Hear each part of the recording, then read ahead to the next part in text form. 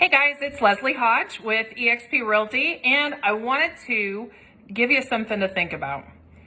I know every time I've ever got a loan, I've always heard that you should get the shortest term possible, pay it off faster, the interest rate's cheaper on the shorter term loans, things like that.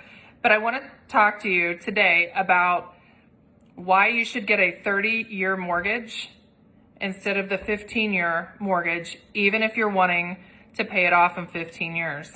So I was talking to Chris Wichita, who's one of my favorite mortgage lenders. So shout out to Chris because he helped put these numbers together for me. We used my new listing at 854 North Beaver Trail in Derby. I've got a link here below to click on and check out all the awesome pictures. But we used that property for these numbers. So a $240,000 purchase price, the specific taxes for that property, etc. And if you were to get a 15-year mortgage on that house and make your payments for the first 5 years, at the end of 5 years, if you only put 5% down when you were buying it for $240,000, you would owe $186,234.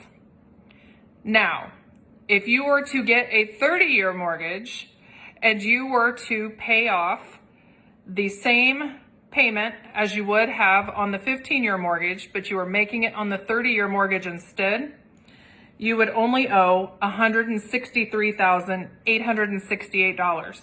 So you would have paid off $22,366 more in the first 5 years just because you're putting more towards principal. So I don't know if you guys are aware of this or not, but a couple things. When you get a mortgage, all of your interest is really front loaded into that mortgage. So you're making very little towards paying off your house in those first several years. It's disgusting.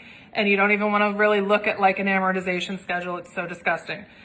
The other thing is, anytime you don't put 20% down when you buy a house, you have to pay mortgage insurance.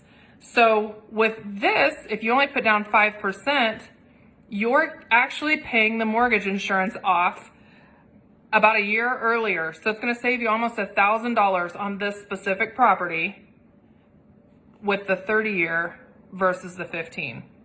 So it's not always the best route to get the 15-year mortgage.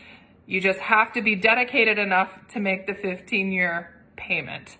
So if you guys have any finance questions or any questions about real estate in general, private message me. I'd love to answer them for you. If you have any finance questions specifically, Chris Wichita with Del Mar Financial is awesome, and he's great at answering any of those questions you might have. So hopefully this gave you something to think about and a different way to look at financing a house on a 15-year.